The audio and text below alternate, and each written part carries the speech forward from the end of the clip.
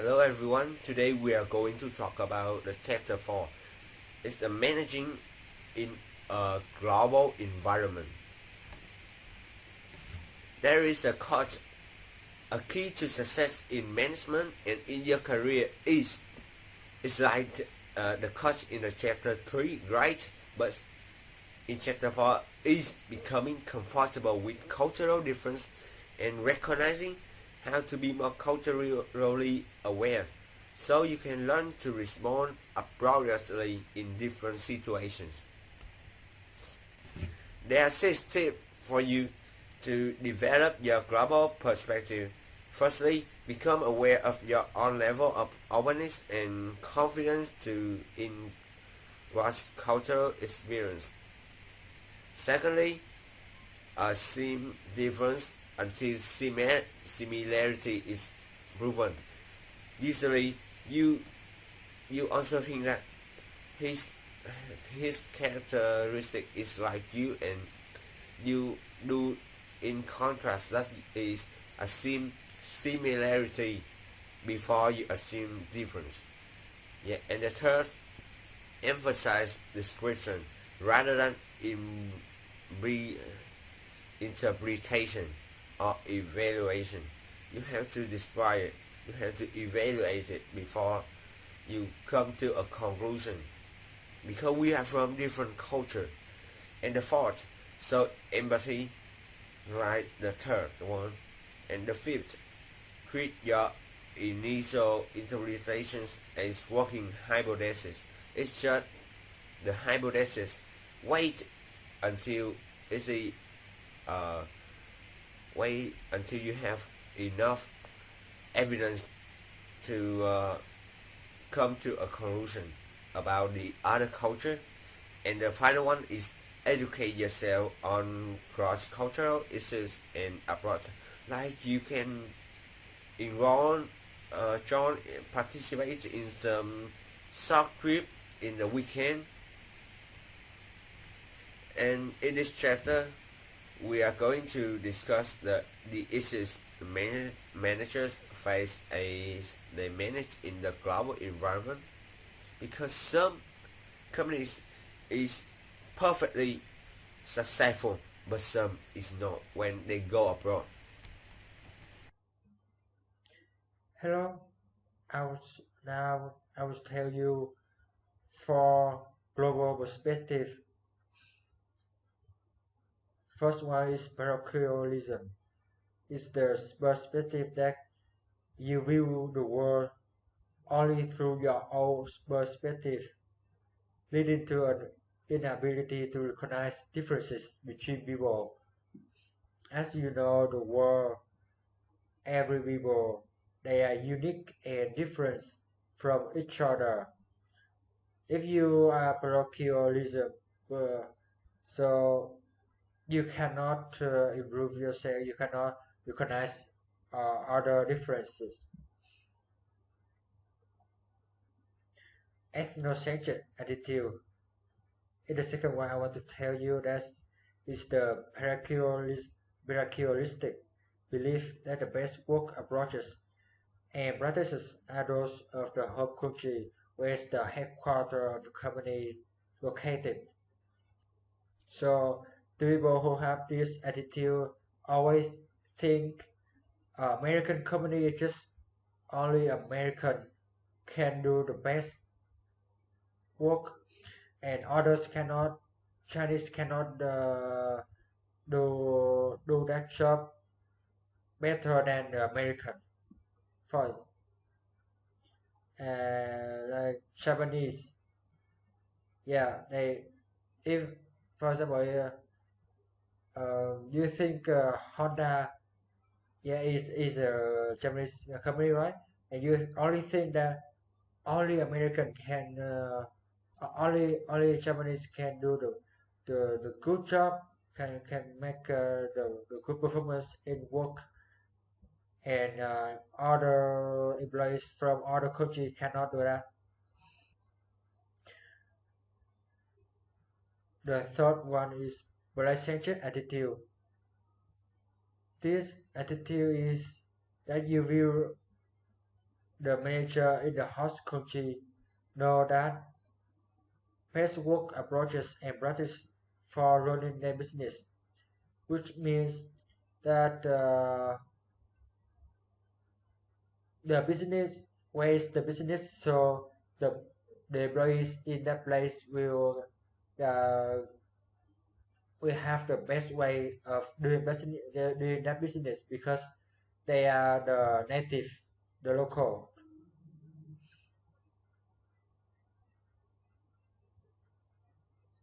and the foreigner, which is from the same company but from other country, cannot do as good as the the native one.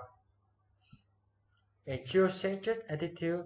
This is a war-oriented field that focuses on using the best approaches and people from around the globe. This is the most this is the best attitude out of four because they if you have if a company have this attitude, a manager have this attitude, they will know how to use the best people, no matter where they from or they are, yeah, no matter where they from or their nationality. That's not the, the matter. This is the end my part. Understanding the global environment, trading alliances. As as you have heard, there are multiple big regional trading alliances in the world. The first one we will start with is the European Union. This is a union that is well known. It is a union of 28 democratic European nations created as a unified economic and trade entity with the euro as a single common currency. Of course, certain countries like the UK still uses their own currency, the pound. However, the UK is set to leave the European Union this year, so of course that is no longer considered much of an exception. And here we have the European Union map. On to the next regional trading alliance, NAFTA. This is an agreement rather than just a trading alliance. This is more of an agreement among the Mexican and Canadian and US government in which some barriers to trade have been eliminated in order to ease and help to develop each other. And the third one is our nation that we are all familiar with as we are living in Southeast Asia. Association of Southeast Asian Nations, also known as ASEAN. This is a trading alliance of 10 Southeast Asian nations. Similar to the EU, we intend that although we may not have a single unified currency, we do try to promote trade between each country and eliminate the barriers in order to access each other. And here is a map of the members of ASEAN. On the next slide. Next we have global trade mechanism. The number one is WTO, also known as World Trade Organization. This is a global organization of 153 countries that deals with the rules of trade among nations.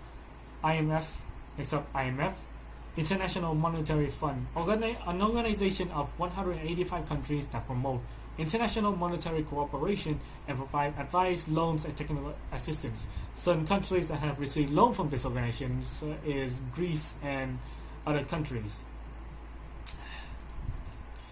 Then the next group is World Bank Group, a group of 5 closely associated institutions that provides financial and technical assistance to developing countries. That much is pretty obvious. They are here to help provide loans to help developing third world countries. And the last is Organization for Economic and Cooperation and Development, OECD, an international economic organization that helps its 30 member countries achieve sustainable economic growth and employment. That's basically what the organization does. That's all for my part. On to the next one. So welcome to chapter 4, doing business globally. So let me introduce to you some types of international organization. First, multinational corporation, which is abbreviated to MNC. It is a broad term that refers to any and all types of international companies that maintain operations in multiple countries. Second, multiple domestic corporation. An MNC that decentralizes management and other decisions to the local country is called multi-domestic corporation. Third, global company. It is an MNC that centralizes management and other decisions in the home country. Fourth and the final, transnational and borderless organization. It is an MNC in which artificial geographical barriers are eliminated. It's like the international. So move to how organizations go global. So as you can see,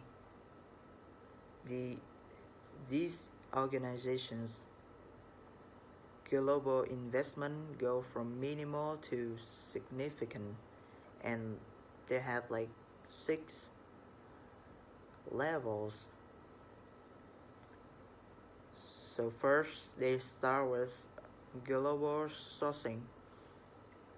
It means purchasing materials or labor from around the world, like wherever it is cheapest.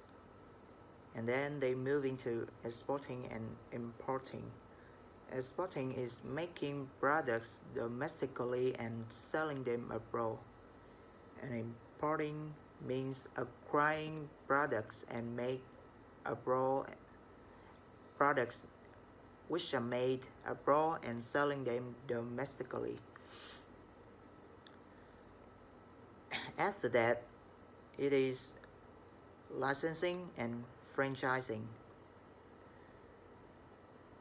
After 2 of them, it is strategic alliance, which means a partnership between an organization and one of or more foreign company partners in which both share resources and knowledge in developing new products or building production facilities. And the final levels is like foreign subsidiary. It is directly investing in a foreign country by setting up a separate and independent production facility or office. So we move to the next part, managing in a global environment. So let's start with the political or legal environment. So you as managers are accustomed to a stable legal and political system. That means they must stay informed of the specific laws in countries where they do business. And some countries have the risky political climates, so the managers will have to deal with it and make their business going up better. The economic environment, there are 2 types of them. The first one is the free market economy. It is an economic system in which resources are primarily owned and controlled by the private sector. The second one is planned economy. It is an economic system in which economic decisions are planned by a central government. Move to the control environment. So before this, we will have to know what is the control and what is national control. The national control is actually the values and attitudes shared by individuals from a specific country that shape their behavior and beliefs about what is important. That means different decisions would be made depends on each national control. So follow the Hostives framework for assessing controls.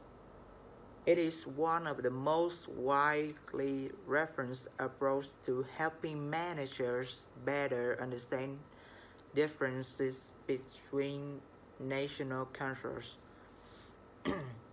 For example, like people in United States, Canada, or Australia would be more individualistic.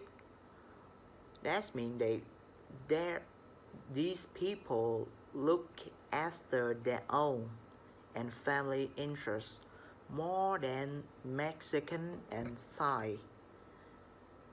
They are more collectivistic, which means they expect the group, their society to look after them and protect them.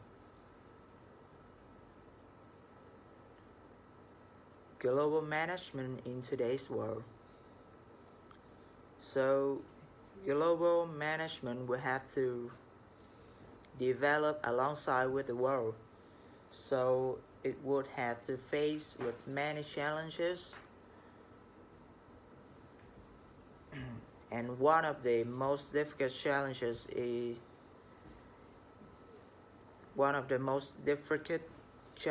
is the challenge of the openness, because the increased threat of terrorism by a truly global terror network and economic interdependence of trading countries, intense underlying and fundamental cultural differences that encompass traditions, history, religious beliefs, and also deep-seated values.